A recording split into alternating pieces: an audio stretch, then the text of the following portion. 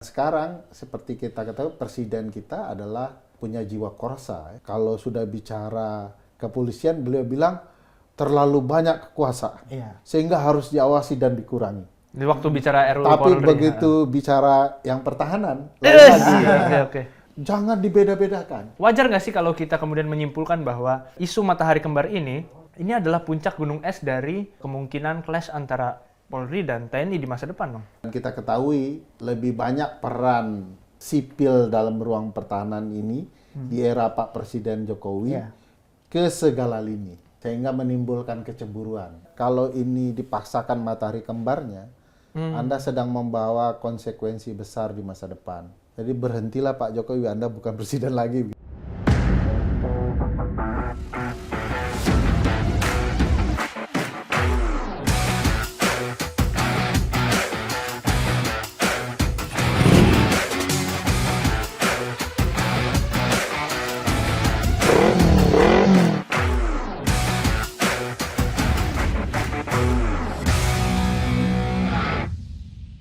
Halo sahabat Kompas.com, bertemu lagi bersama saya Vittorio. Saya Ardhito Ramadan. Di program Kelas Wahid Kompas.com, Gaspol, ngobrol gas pasti, nampol. Yes. Mantap. Setelah sekian purnama, akhirnya saya kembali bersama dengan beliau. Gitulah, ini ada panggilan negara mau gimana ya Iya, kan? betul. Terima kasih sudah menggantikan Tatang yang gangguan pencernaan selama 1 minggu. Sekarang kita udah kedatangan artis, friend. Artis kok dibilang juga langganan juga sebenarnya. Benar, cuman sekarang kan udah beda waktu pertama kita undang sama sekarang udah artis. Kenapa? Oh iya benar. Lebih gemukan ya. Udah keluar suaranya. Bang Ferry Amsari, makasih udah Ferry Amsari ya kan. Dito dan harusnya yang cocok tuh bukan Dito dan Vito. Melainkan Dito dan Tatang. Karena wah, Dia agak-agak resign kena mental. cuman merusak perasaan dia aja. Aduh langsung ya, nggak soal kemarin terakhir sama datang. Oke Bang. Ini memang demam panggung udah lama Kang Ros. Udah lama nih enggak. Bang, kita langsung ngegas Bang. Kita kemarin mendengar berita bahwa mantan mendengar atau baca? Baca, mendengar dan audiovisual. Audiovisual. Kita menyaksikan ini mantan presiden kita kemarin menerima serombongan polisi ke rumahnya di Solo. Padahal sebelumnya beliau juga menerima beberapa menteri soal ke rumahnya. Apakah ini memang hanya silaturahmi semata silaturahmi lebaran atau ini ada makna lain yang bisa ditafsirkan sebagai power play ini, Bang? Di dalam politik kan tidak ada yang belaka ya. Tidak ada sebab akibatnya ya. Apalagi kalau dilihat ada upaya memberikan gambaran Jokowi masih punya peran. Berbagai berita setelah beliau lengser bisa dilihat beliau selalu tampil di depan kamera kan. Ada masyarakat yang hadir, bagi-bagi sembako, silaturahmi atau apapun istilahnya ya. Lalu ada berita-berita tertentu yang berkaitan dengan Jokowi sehingga Pak Jokowi harus klarifikasi. Pokoknya tidak ada hari tanpa berita Jokowi. Iya lagi. Nah, iya saya kan juga agak janggal ya. Ada mantan presiden yang katanya mau istirahat, tidak istirahat gitu ya. Dan bagi saya ini punya makna berbeda. Apalagi kalau dilihat makin ke sini ya, itu makin memperlihatkan posisi Jokowi masih powerful. Contoh misalnya ada menteri yang juga menteri dia saat ini masih menteri mengatakan ini masih bos nih ya gitu ya. Dan itu kan kalimat yang luar biasa di ruang politik. Ada mantan presiden dideklar sebagai bos, sementara presiden kita ada gitu ya. Presiden yang berkuasa. Belum lagi kalau dilihat ada kesan yang ditimbulkan memperlihatkan dukungan atau support yang beragam kepada Jokowi. Masyarakat hadir, antri hampir tiap hari loh. Bukan main-main, hampir tiap hari. Dan bagi saya aneh juga yang rakyat kejar kan harusnya presiden yang berkuasa ya. kenapa ini tiap hari antri kayak kiai di pesantren mana gitu ya, minta berkah atau segala macam. Dan itu tidak wajar sebenarnya. Ada upaya memperlihatkan dominasi pernyataan bos, lalu kemudian sekarang Ijazah. anggota polisi dan lain-lain Oh, yes. yang hadir untuk ya katakanlah sowan ya. Nah itu juga janggal.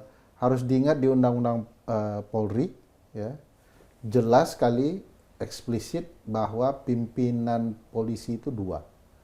Satu Kapolri, satu Presiden. Bukan mantan. Nah, ada apa dengan mantan? Menurut saya memang itu patut diberikan tanda tanya besar. Apa yang sedang dikerjakan Pak Jokowi itu agak janggal di konteks bahwa sebagai mantan presiden dia mendukung presiden Yang baru. Yang baru. baru. Harusnya dia memberikan ruang ekspos yang besar kepada presiden yang baru. Nah, sekarang ada 2 matahari yang mau diberikan sinar yang sama-sama kuat, dan itu janggal sekali. Apalagi pertemuan-pertemuan kerap ya, terutama yang terakhir ketika presiden sedang tidak ada di dalam negeri. Nah, ini kan memberikan kesan macam-macam bagi saya. Di titik tertentu ini juga peringatan bagi Pak Presiden Prabowo. Beliau harus tampil lebih merakyat, lebih dekat ya, dan memastikan bahwa dia adalah presiden saat ini. Oke. Berarti harus ada semacam pembuktian bahwa Prabowo mengatakan matahari satu-satunya adalah saya begitu. Ya. Dan bagaimana dampaknya jika memang akhirnya terlihat ada 2 matahari kembar? Mungkin bagi menteri atau pejabat negara ada semacam kerancuan ya, tapi bagi masyarakat umum apa dampak yang akan dirasakan, Bang Ferry? Sistem presidensial itu mengenal 1 matahari. Kalau parlementer bolehlah, atau sistem hibrid ya. Ada perdana menteri, ada raja begitu ya. Ada, kita menyebutnya cuman tunggal kekuasaan ada di presiden. Nah, kalau kemudian ada orang yang memposisikan dia sebagai kekuatan lain secara politik dan bahkan itu berdampak kepada penyelenggara negara, ini nggak sehat dalam sistem presidensial gitu ya. Itu bagi saya memang aneh juga. Emang presiden atau mantan presiden masih punya kuasa apa sampai orang berpikir untuk hal-hal yang kecil. Sesmimen itu datang dalam rangka apa? Iya, itu justru pertanyaan besar. Poin apa gitu ya? Mantan menteri bahkan yang mantan ya, datang itu dalam rangka apa? Menterinya datang dalam rangka apa? Silaturahmi katanya. Silaturahmi mengharap hidayah ya. Hidayah bentuknya apa dulu ya? Hidayah ya kan? Saya berpikir janggal saja itu terjadi. Lumrahnya memang presiden yang ada, yang berkuasa, yang dihadiri oleh banyak pihak dan diberitakan. Ini ada teman-teman media ada salahnya juga. Termasuk apa konteksnya ya kalau tidak ada sesuatu yang diketahui teman-teman media bahwa ini ada sesuatu pertemuan-pertemuan ini. Bagi saya itu bukan pertemuan sederhana. Biasanya kalau mantan presiden tidak lagi diberitakan karena juga tidak memberikan imbas tertentu ke publik ya. Kecuali memang ada yang menghendaki atau mengetahui bahwa memang ini punya kepentingan politik tertentu untuk dinaikkan. Bang, tapi abang setuju dengan katakanlah framing dari banyak orang bahwa ini matahari kembar karena Bang Dasko kan sudah membantah ini bukan matahari kembar. Bulan. Dan Dasko sebenarnya semua pejabat di lingkaran istana, lingkaran Pak Jokowi juga mengatakan itu membantah tidak ada matahari kembar. Tapi kan kita lihat asumsi di publik kan agak berbeda kayaknya ya. Kalau presiden yang berkuasa belum berani menyatakan bahwa dia adalah presiden satu-satunya dan masih ada keberanian para menterinya datang dan mengakui Jokowi adalah bosnya, bagi saya itu matahari kembar.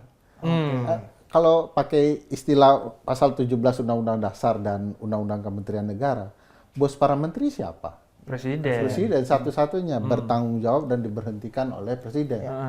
Nah ini apa perannya mantan presiden harus didatangi para menteri dan diakui sebagai bos, gitu ya? Itu saja sudah perbenturan yang janggal bagi saya.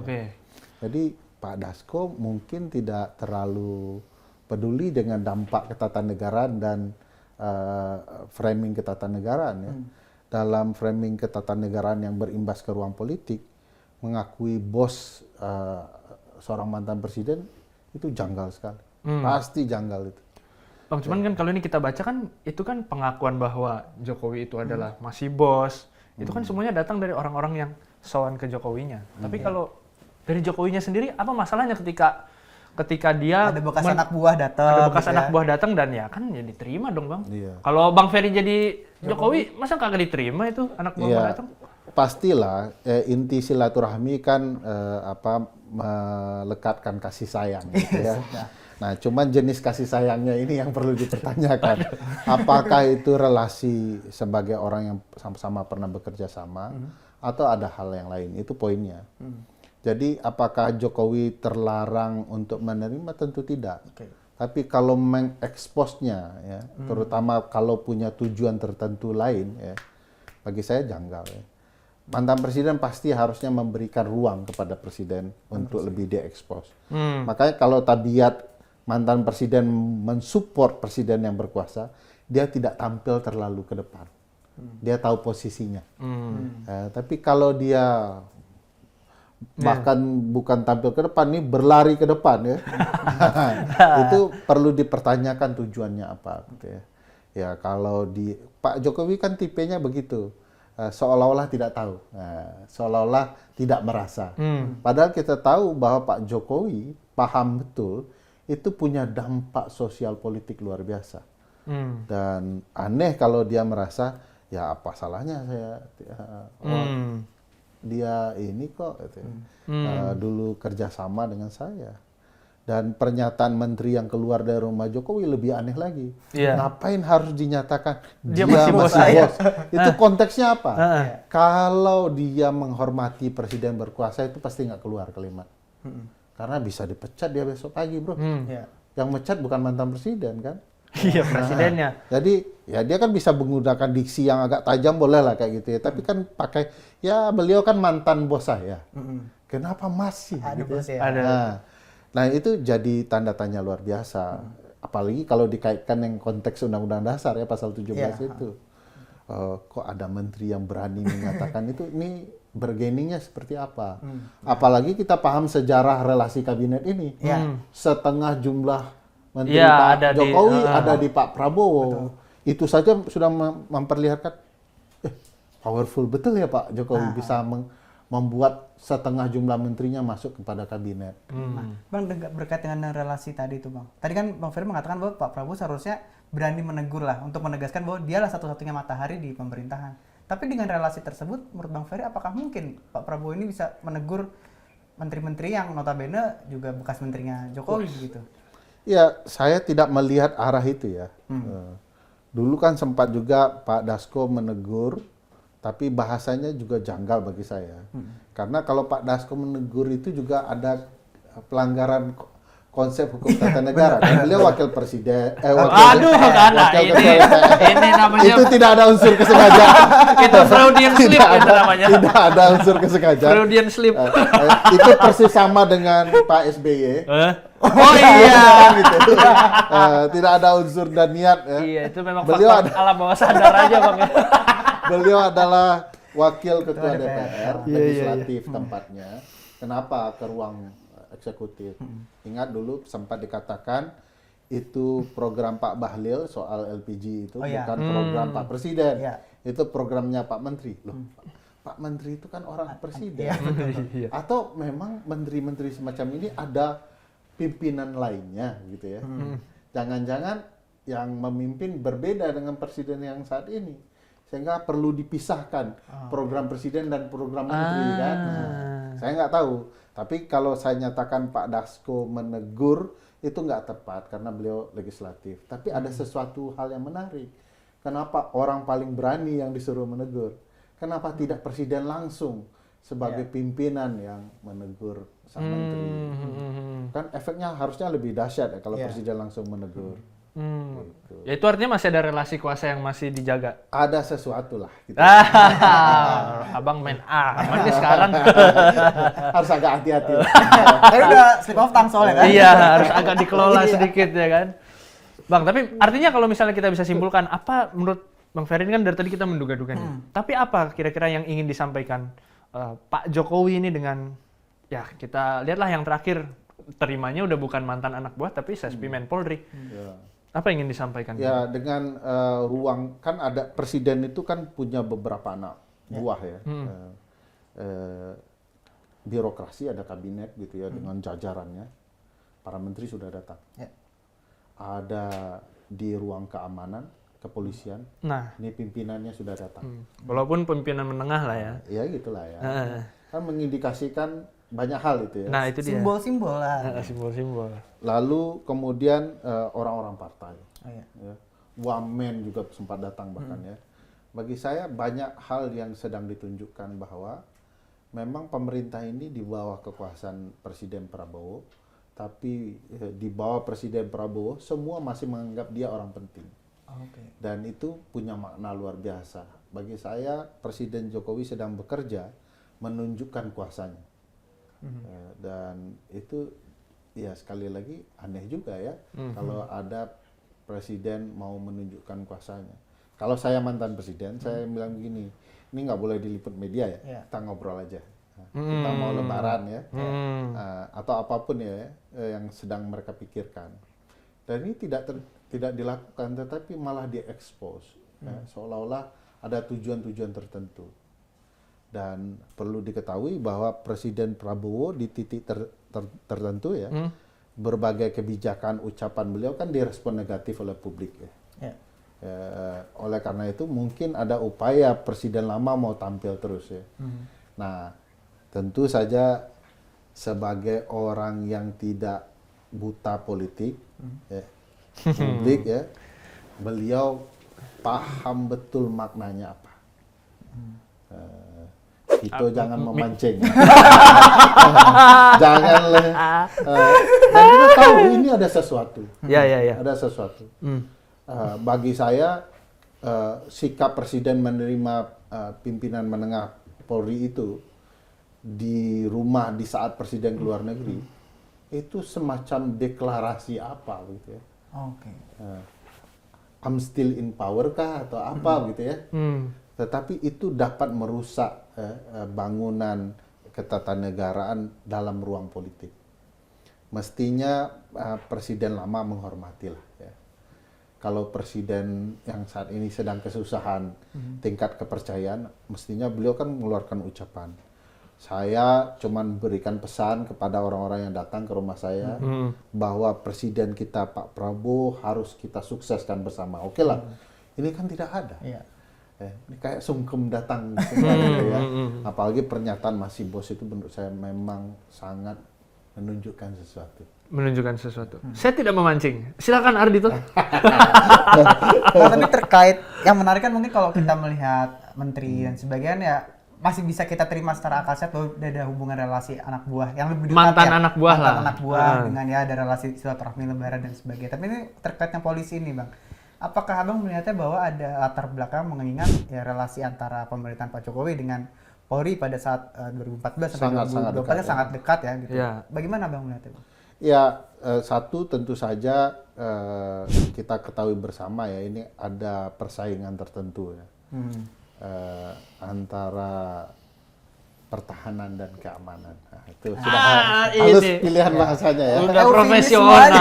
Kalau Vito dia pasti akan memilih antara TNI dan kepolisian. Oke, Ya. antara Saya pertahanan enggak, dan keamanan. Ya. Dua ruang fungsi ini kan saling bersentuhan. Di masa lalu mereka satu matra yang sama, gitu ya. Dan kita ketahui lebih banyak peran sipil dalam ruang pertahanan ini di era Pak Presiden Jokowi ke segala lini, sehingga menimbulkan kecemburuan. Gitu ya.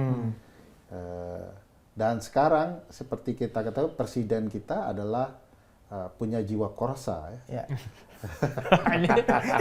Pakai kata ganti Iya, terus. Tapi bisa to the point. Iya. Harus hati-hati. Harus hati-hati. Oke. Jiwa Korsa itu gimana pun bangunan kecintaan kepada Matra yang pernah Korpsnya. diabdi ya, korpsnya. Itu yang menurut saya yang sekarang mau tidak mau disampaikan oleh Pak Presiden Prabowo dalam pertemuan 7 jurnalis ya, bahwa kalau sudah bicara kepolisian beliau bilang terlalu banyak kekuasaan Iya. sehingga harus diawasi dan dikurangi. Di waktu bicara RUU Tapi Polri. begitu bicara yang pertahanan, lain Oke, lagi. oke. Jangan dibeda-bedakan. Sipil dia sipil dia. ini. Kita satu kesatuan. Semua berhak mengabdi di Untuk- ruang-ruang tertentu. Itu bagi saya memperlihatkan kalau sudah polisi ada keinginan mau mengurangi ruang kewenangan. Dalam titik tertentu benar gitu ya. Iya. Tapi agak aneh kalau ruang itu diberikan ditambahkan kepada sebelahnya, TNI. ya. Padahal secara konteks pasal 30 Undang-Undang Dasar, dua institusi ini cuma punya peran tunggal. Ya. TNI punya ruang pertahanan, tidak bergerak ke sana, gitu ya. Kalau dikaitkan dengan pasal 13, pasal 10, Undang-Undang Dasar, ada udara, laut, darat. Itu fokus pertahanan. Dan keamanan adalah ruang kepolisian. Fokusnya di sana, tidak ada pekerjaan lain. Karena ini pekerjaan penting, super penting dalam ketatanegaraan. Karena NKRI itu tidak ada nilainya tanpa dua ruang Dua ini. ini. Ya. Keamanan politik tidak ada nilainya kalau dua institusi ini bermasalah. Apa saja. Nah sekarang institusi ini mau dipaksa keluar dari kitoh konstitusinya. Gitu. Ya ngurus makan gitu ya. Iya. Ngurus mahasiswa kadang-kadang. Belum dipancing loh ini. Iya. Udah tahu list pertanyaan. Ada yang bercanda tuh. Apa tuh Bang? Kalau, aduh ini salah ngomong. Kalau bahaya memang banget mau disensor sih Bang. multifungsi dan lain-lain, besok jangan-jangan ya teman-teman TNI mau jadi Kapolri juga. Jadi ini kan sebenarnya sudah ada makomnya masing-masing, Ya. ruang kerja masing-masing. Ya fokus di sana. Yang terlemah dari gagasan ketatanegaraan kita selepas dari reformasi adalah membuat jaminan profesionalisme bagi dua institusi ini betul-betul berjalan. Kita tuntut banyak hal ke teman-teman TNI dan kepolisian, tapi kesejahteraan hidup mereka nggak ada. Iya. Masa orang disuruh mati jaga negara ini, Iya. tapi rumah pun tak punya. Iya. Jadi ini yang lupa, yang ini yang harus Perkuat sebenarnya. Bukan memberikan pekerjaan untuk sejahtera. Ya. Jadi mereka wajib disejahterakan, bukan dalam bentuk memberikan pekerjaan lain. Dengan Bukan- pekerjaan yang sudah ada dibuat lebih sejahtera gitu ya. Iya, Oke. mereka fokus saja dengan pekerjaan yang ada, tapi harus ada jaminan kesejahteraan. Sekarang coba, apa standar sejahtera teman-teman polisi dan TNI? Nggak ada. Rumah mereka seperti kandang ayam. Samalah dengan beberapa hakim yang tugas di daerah daerah jauh. terpencil. Kan aneh begitu. Nah, lucunya solusinya ya udah kalau mau sejahtera kami kasih pekerjaan lain, ngurus makan, ngurus pendidikan, ngurus Pangan. tambang, ngurus yang lain-lain. Menurut saya itu bukan memperbaiki dua institusi ini. Kita sedang merusak mereka. Kalau sayang TNI dan kepolisian, jangan rusak. Karena sayang dengan TNI dan kepolisian itu penting karena itu pertahanan dan keamanan kita. Apalagi di aspek global ini. Nah, Pak Jokowi memberikan kecemburuan itu. Beliau termasuk menikmati kecemburuan itu sebagai kekuatan politik ya.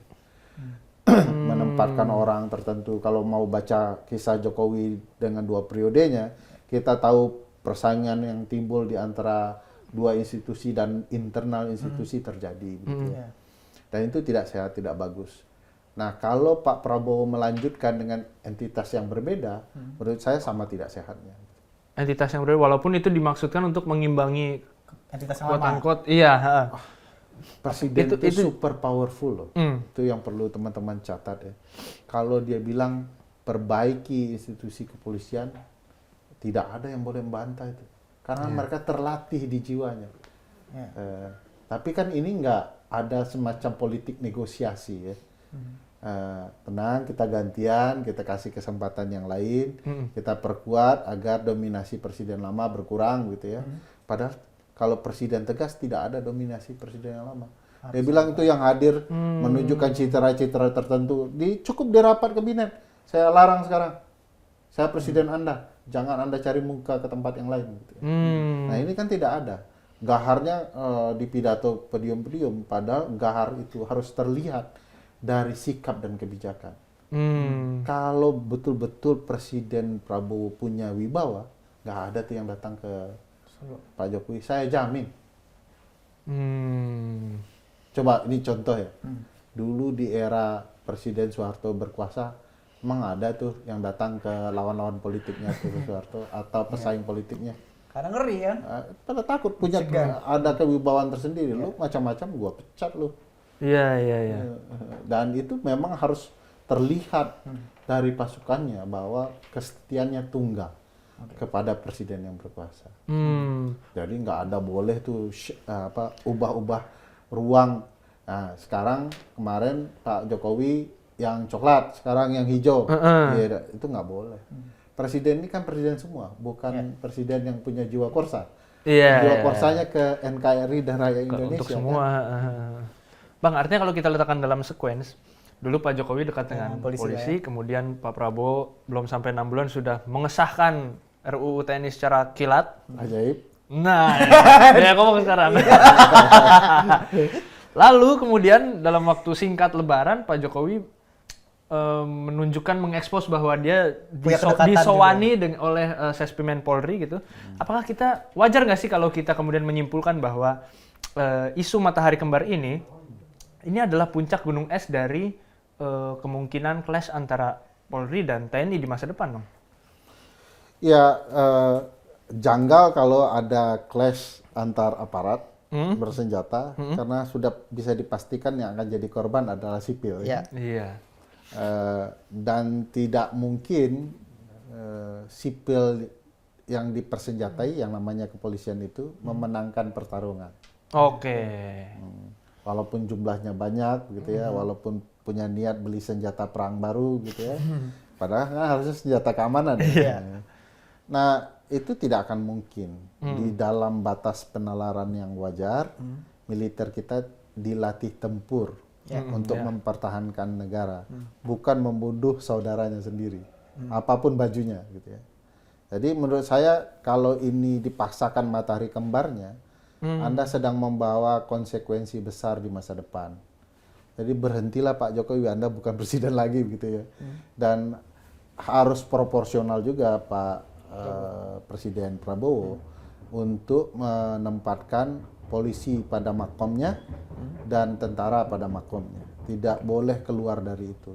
Karena begitu keluar, kita akan beranjak ke negara Asia yang tidak profesional mengurus negara.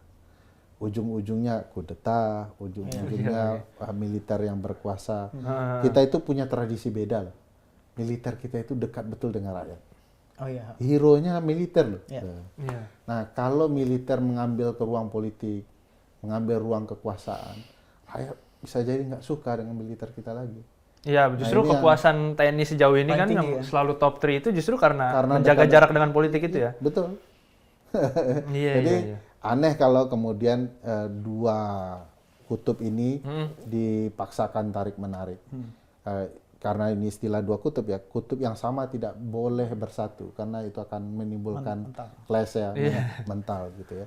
Harusnya kalau memang ini kutubnya berbeda, saya mantan, Anda presiden, baru ada kesatuan untuk menjaga republik lebih baik kan. Tapi langkah konkret apa yang kira-kira bisa diambil oleh Pak Prabowo untuk menunjukkan ingin menjaga stabilitas antara dua institusi ini, Bang Ferry? Harus diingat, langkah konkret itu pasti mudah dilakukan presiden. Wong punya kekuasaan ya. Saya agak khawatir jangan-jangan Pak Presiden Prabowo tidak tahu apa yang jadi masalah, siapa yang menentukan masalah bisa diselesaikan, sehingga dia nggak tahu mau nelpon siapa. Oke. Kalau dia telepon Kapolri mungkin ngakunya setia kepada presiden yang ada saat ini, gitu ya. Tapi konsekuensi yang datang-datang itu tidak ada, gitu ya. Begitu sebaliknya ya, tentara untuk mengatakan setia kepada Pak Prabowo, tetapi mereka tidak diperintahkan untuk menahan diri, gitu ya. Banyak yang terlihat dari sikap teman-teman militer yang tidak menahan diri kan. Berita kita akhir-akhir ini menunjukkan tidak mampu menahan diri. Dan titik sentral itu ada di presiden. Makanya disebut sistem Presidensialnya justru karena itu. karena dia di presiden semua. Jadi kalau langkah konkretnya gampang, tinggal telepon. Semua takut presiden. Iya. Tapi apakah ini agak lebih menjurus nih Bang? Apakah tidak lebih konkret lagi, bisa katakanlah ya diganti saja pucuk pimpinan dari masing-masing materi itu, kadang kan ya kita tahu para KSAL, KSAD, KSAU, Panglima dan juga Pak Kapolri kan ya dilantik di era Pak Jokowi begitu. Saya tidak tahu presiden saat ini menilai kebobrokan ini sejauh mana. Sehingga belum menentukan sikap. Kalau dia sudah merasa ini kacau nih, bobrok semua kacau, kok Anda biarkan itu? Atau setidak-tidaknya Kapolri melapor, itu yang bergerak ke rumah Pak Jokowi itu bukan atas pengetahuan saya. Oke. Ada yang ingin saya dipecat nih kayaknya. Oke. Nah, ini kan tidak terjadi nih. Oke. Dipanggil tuh dua pimpinan, Iya. nih ngapain nih? Gitu. Anda berdua jangan bersaing. Kan kemampuan presiden dari ucapannya. Nah itu justru Bang yang mau aku tanyain. Apa yang perlu kita khawatirkan dari mantan anak buah maupun pimpinan menengah Polri yang sawan ke Jokowi, padahal Jokowi sudah nggak punya kuasa dan yang sekarang punya power untuk ganti Kapolri justru Pak Prabowo. Apa yang perlu kita khawatirkan? Gagasan power presiden kan the power to persuade ya, kemampuan meyakinkan orang. Ya. Jangan-jangan orang yakinnya kepada mantan. Agak susah ya Bang. Agak repot ya. Kita bilang presiden yang dominan, Anda yang punya kewenangan, perintah Anda itu sakti, gitu ya.